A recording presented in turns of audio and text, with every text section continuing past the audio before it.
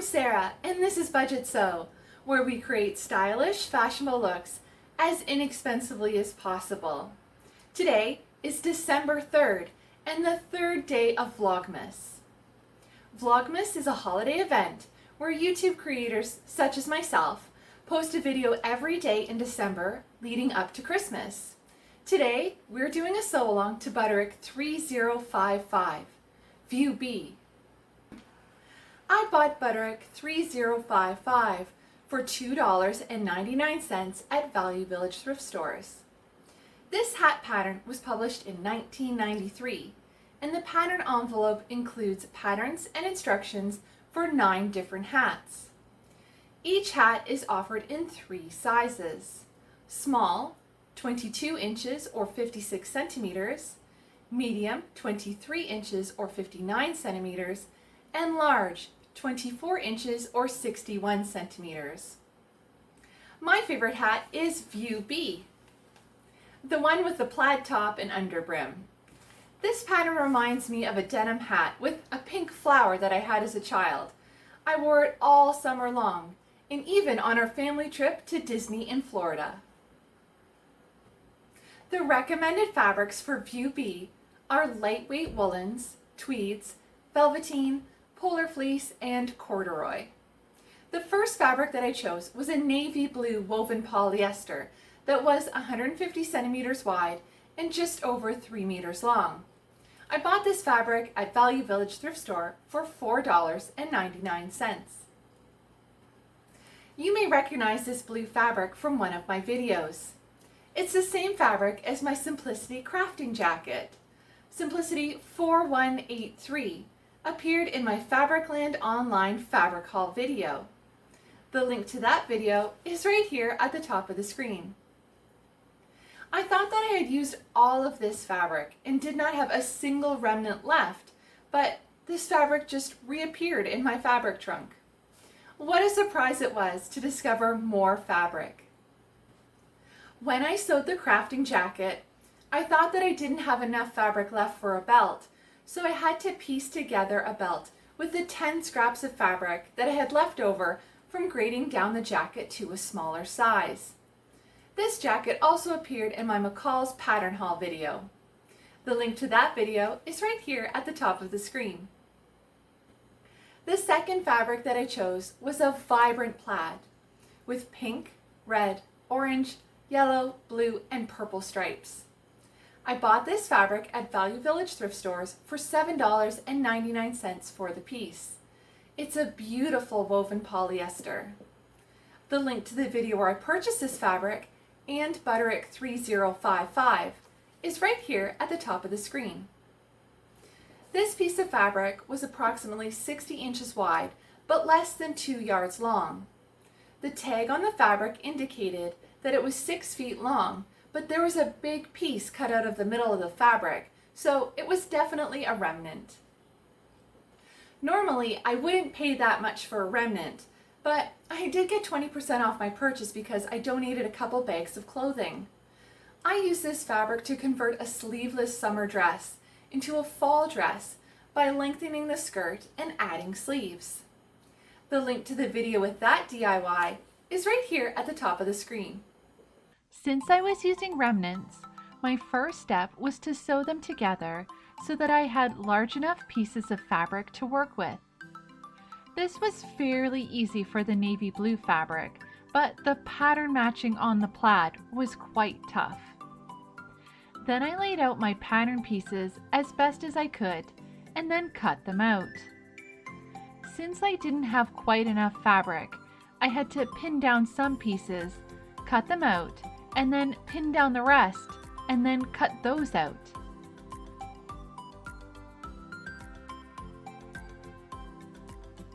I cut out View G's mittens from Simplicity 9749 at the same time that I cut out my Butterick hat. I bought Simplicity 9749 on another thrift haul from Value Village thrift stores for $1.99. Simplicity 9749 is a misses, men's, and teens outerwear accessories pattern that was published in 1995. View A is an unlined vest with patch pockets. View B is a beret with an elasticized edge. The hat in View C has the top tied with a braid. The hat in View D is in 3 colors with a turn-up band. View E is a headband with a Velcro closure. The neck gaiter, View F, has turned and stitched hems. The mittens in View G have elasticized wrists and contrast tops. And scarf H is in 3 colors with a self fringe. I made the mittens from Simplicity 9749 previously, out of an old sweatshirt that had a huge orange stain on it. It looked like I'd been shot in the chest with a paintball, but I've never been paintballing. Instead of throwing the sweatshirt in the garbage, I gave it a new life as 2 slouchy hats and a pair of mittens. The link to the video where I show you how to sew hats and mittens from an old sweatshirt is in the description box of this video.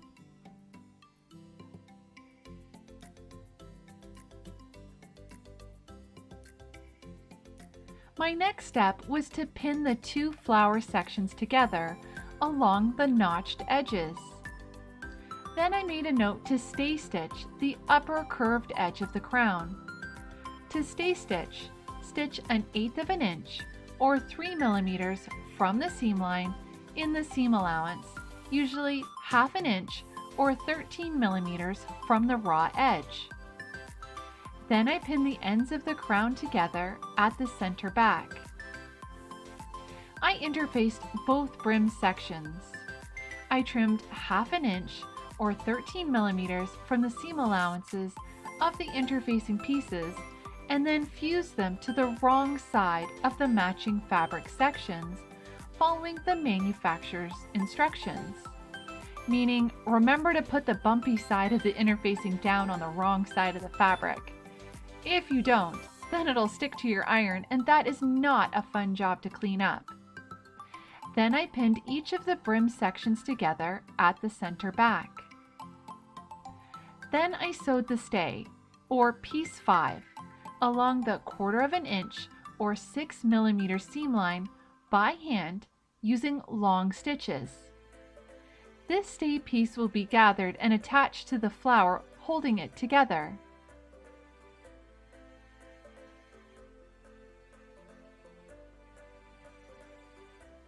I'm a big fan of hats, and I've bought a couple books on hat making. One of them is called The Making of a Milliner. I'll post the link to the book on Amazon.ca in the description box of this video. This book has 9 hat making projects with full instructions. I love looking at the photos as the author goes step by step through the hat making process.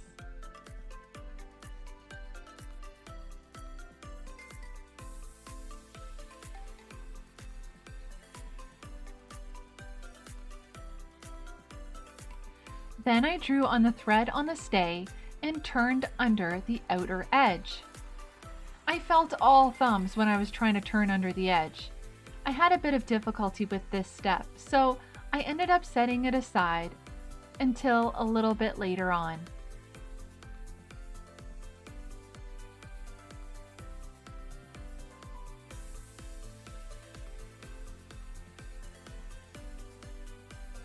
Then it was over to the sewing machine, where I sewed the brim pieces together at the center back. I started with the plaid brim first, and then sewed the navy brim.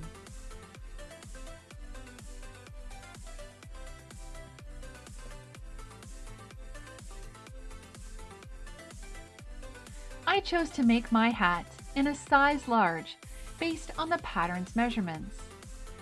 The Making of a Milliner book detailed how to measure your head for a hat. It said, in order to purchase the right hat, you must know your own head measurement. If you go to a milliner to have a custom hat made, they will measure your head for you. To measure your own head, get a tape measure and locate the bump on the back of your head. Some bumps are more pronounced than others. Place the tape measure underneath the bump and wrap it above your ears and finish approximately 1 inch above your eyebrows. The tape measure should fit comfortably as you would like your hat to fit. The average head size is 22.5 inches, but this can vary depending on how much or how little hair you have. If you change your hairstyle often, this may affect the fit of your hat.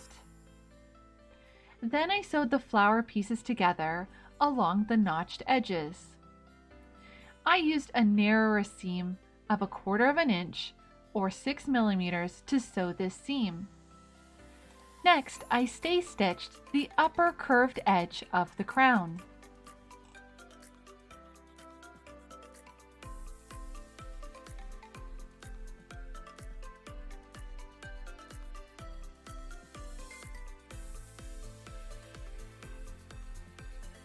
Then I stitch the ends of the crown together at the center back.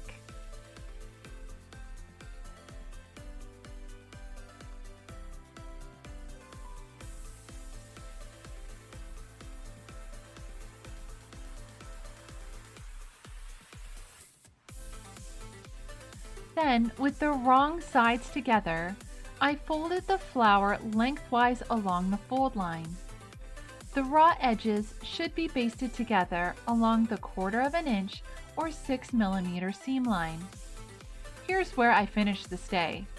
I was able to turn under the outer edge and baste it in place.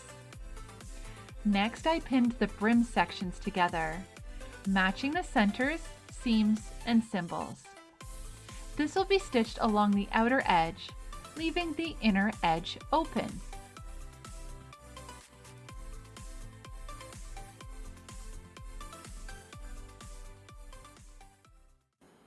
Before I continue with the sew along, please like and share this video with your friends and family. I would love to help others sew and refashion on a budget and troubleshoot their favorite patterns. I also love sharing the treasure that I find at thrift shops. If you'd like to see more from Budgetsew, please subscribe and make sure that the bell is on so you receive a notification when I release a new video. Follow me on Twitter, Instagram, and Facebook at Budgetsew. Now, back to the sew along. Back at the sewing machine, I sewed the brim sections together, matching the centers, seams, and symbols.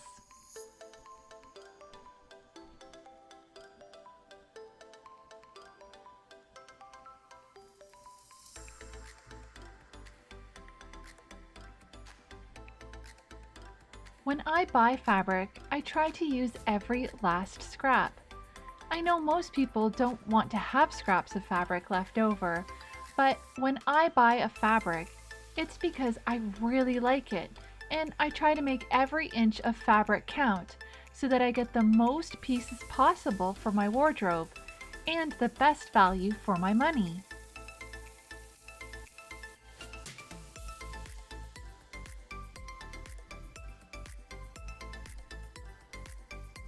When pinning pattern pieces on fabric, I shift them around a lot to get the best fit for multiple patterns.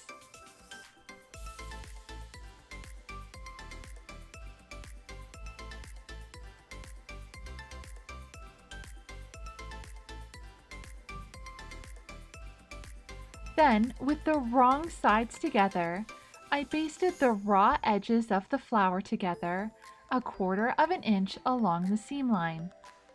When I decided to sew this pattern, I chose not to include the flower because I was worried that it was too dated. But when it was time to cut out the hat, I cut out the flower piece too. The hat is so pretty with the flower that I changed my mind and made it up as is with the flower.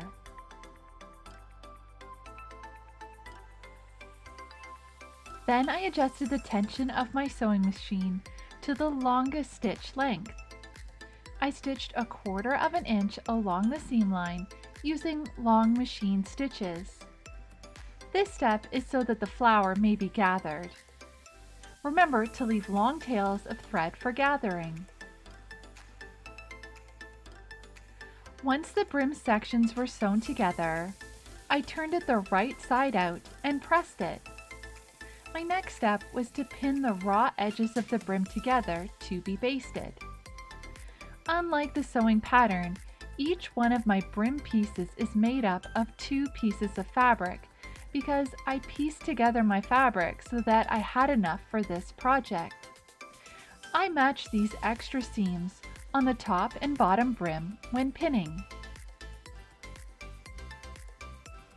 This next step I completed previously, but I unpinned it all to show this step on camera.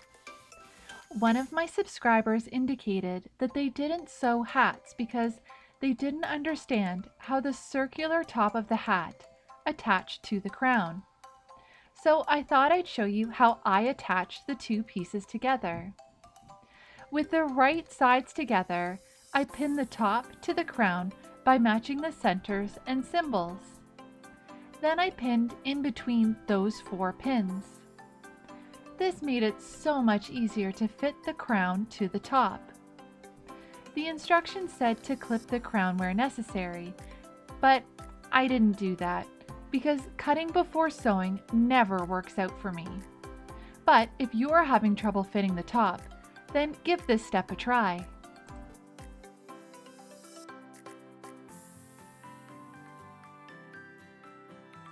In previous videos, I mentioned that I borrowed my mom's Simplicity sewing book that was published in 1975. Well, I haven't returned it yet, but she's okay with me keeping it a while longer. Since I had to pattern match my plaid fabric, I thought I'd share with you some of the great tips for working with plaid from the Simplicity sewing book. It said, to work successfully with plaid, learn to recognize the variation. Even or balanced plaids have lengthwise and crosswise lines designed symmetrically on each side of the dominant bars. An uneven or unbalanced plaid differs from one side of the bars to the other, either in number, size, or color of the lengthwise or crosswise lines. Stripes can be even or uneven, either in a lengthwise or crosswise fashion.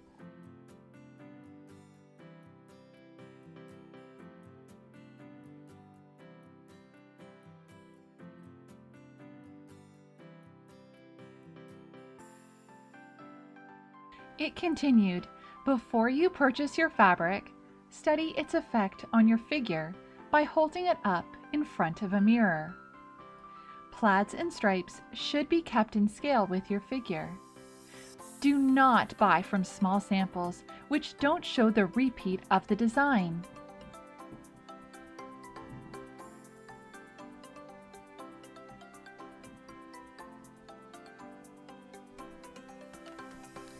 Next, I gathered the flower and knotted the ends of the thread securely. To form the flower, I started at one end and rolled the flower and secured it with needle and thread as I rolled.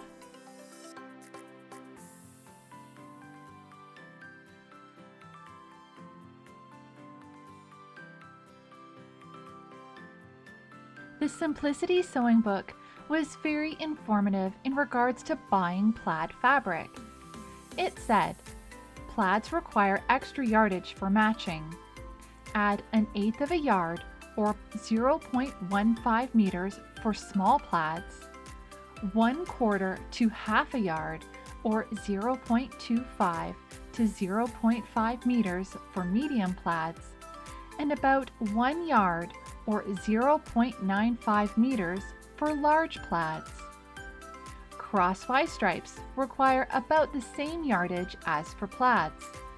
Lengthwise stripes require slightly less extra yardage.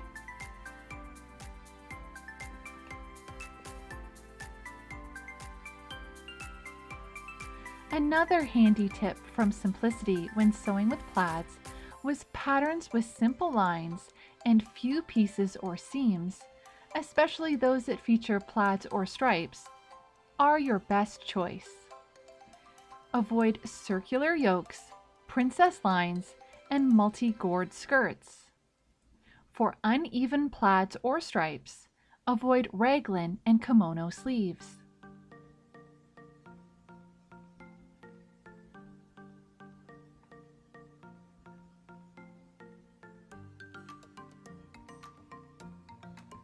I thought that I had caught all the edges of the flower as I hand sewed, but I missed some of the sections and the flower slipped apart. But I went back and sewed it all together securely.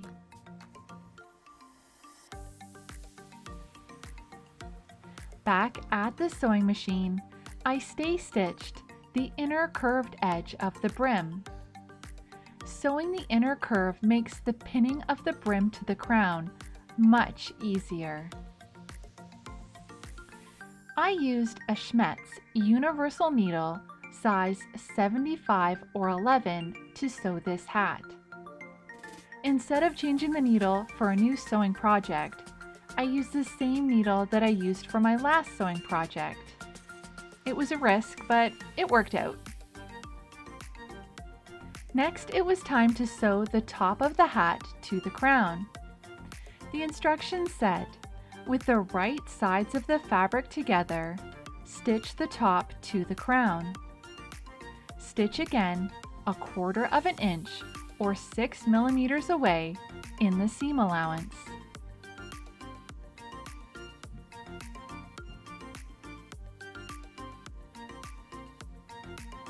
Another helpful tip from Simplicity was about how to match plaids. It said, using a soft lead pencil, trace the stripe or the plaid design onto the tissue pattern along the seam line. Colors may be indicated by using colored crayons or by writing the color in the space. Place the pattern piece to be joined over the first piece, matching the notches having the same numbers and with seam lines matching. Trace the design from the first pattern piece to the second along the seam line. This piece can then be placed on a second area of fabric to correspond with the lines of the first piece.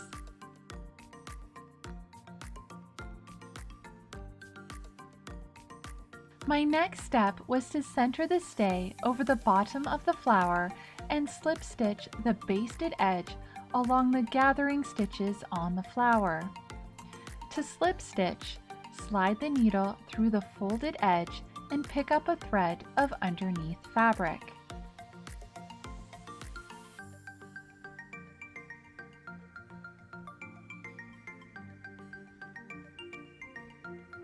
Then I pinned the brim to the crown. The instructions said, with matching fabric sides together, so my navy blue fabric, pin the brim to the crown, matching the centers and symbols, clipping the brim where necessary. Baste. I didn't clip the brim because it wasn't necessary for me. The brim and the crown fit together perfectly.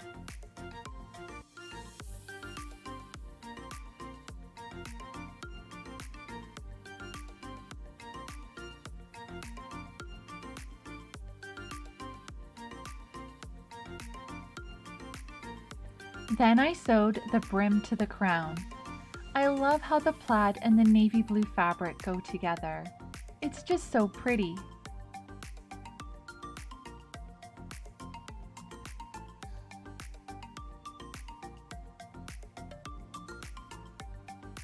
The Making of a Milliner book starts out with a section about choosing a hat.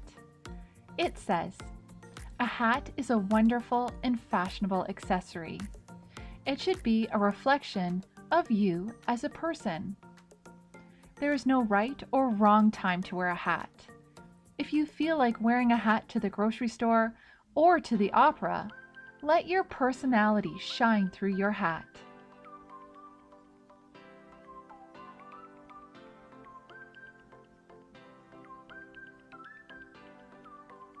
It continued, "Yes, everyone can wear a hat.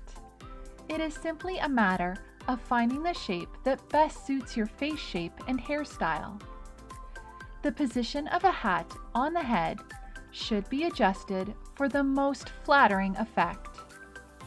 A hat can look completely different when worn on the back of the head than if worn on the front of the head with a slight tilt to the side. Just a little tweak can make a world of difference. The author recommended every hat should be worn with a slight tilt.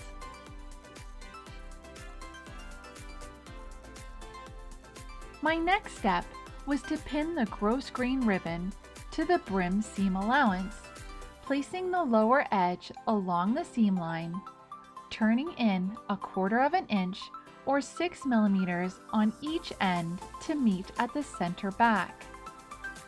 When I decided to make this pattern, I looked at the pattern envelope to see how much fabric and what notions were required for this project. The back of the pattern envelope indicated that all yardages and notions were on the instruction sheet. When I looked at the pattern sheet, it didn't have any notions listed for view A or B. Thank goodness I read through the pattern before cutting it out to see that I would need gross grain ribbon.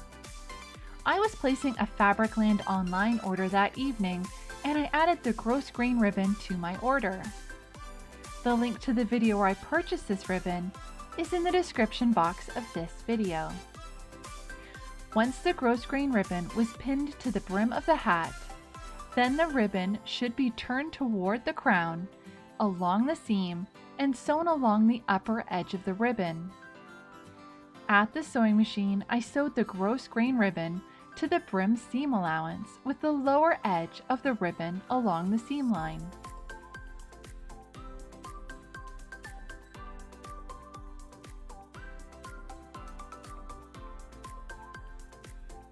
This is the second hat that I've sewn. The first one was Vogue 7784 with the big brim and ties. I made it out of a gorgeous black velvet with gold embroidery that I bought from Value Village thrift stores. The link to my sew along to Vogue 7784 is in the description box of this video.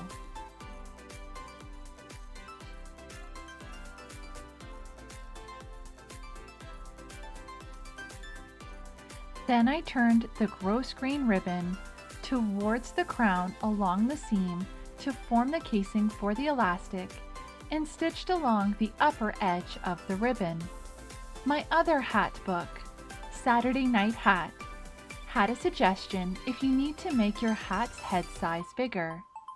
It said, if you want to stretch your hat up to 3/4 inch or 2 centimeters, do it yourself with a little patience and steam.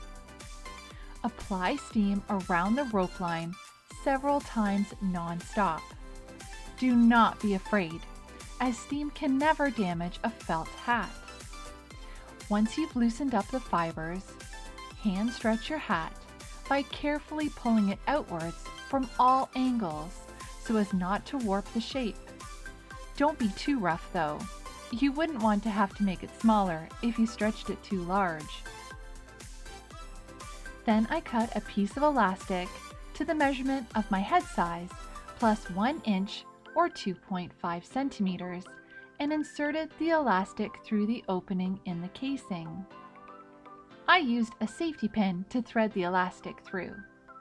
Saturday Night Hat is quick and easy hat making for the downtown girl.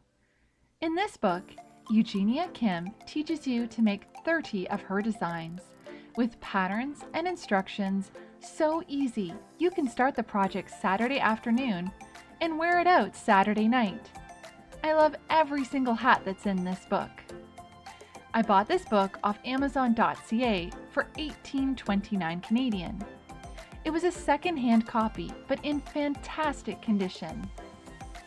I'll post the link to this book on Amazon.ca in the description box of this video. Then I took another safety pin and pinned it to the other end of the elastic near the opening of the casing. I did this so that I didn't pull the elastic all the way through.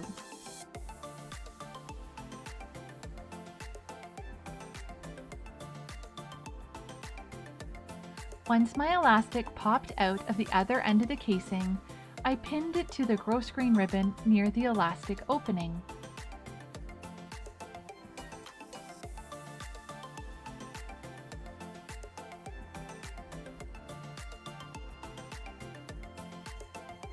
Then I adjusted the gathers so that they were evenly distributed around the hat. Saturday Night Hat had some good tips for the upkeep of hats.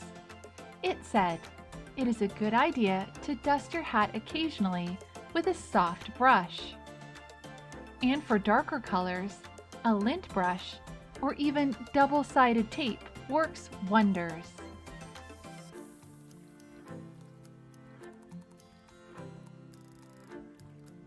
Next, I pinned the center of the stay of the flower over the square mark on the brim. Then I sewed the stay invisibly and securely in place. I ended up tacking up the brim of my hat so that there was less strain on the flower. This step was not in the instructions, but I thought it was a good idea. I sewed the back of the brim invisibly to the crown of the hat. Then I overlapped the ends of the elastic by 1 inch or 2.5 centimeters and then sewed it. I'm pretty rough on hats, so I tend to overdo sewing elastic together. One final tip from Saturday Night Hat was, invest in a hat box. It only takes a few moments of your time to pack up your hat, but this will ensure a lifetime of wear. You can even stack hats with similar crowns on top of each other to maximize your storage space. However, if your chapeau is in season and you'll be wearing it frequently, you can hang it on a hook or a coat rack for safekeeping and easy access. If you can't even find the time to acquire a hat box, you can at least stuff the crown with paper and store the hat in a bag to protect it from the elements. Here is the finished hat.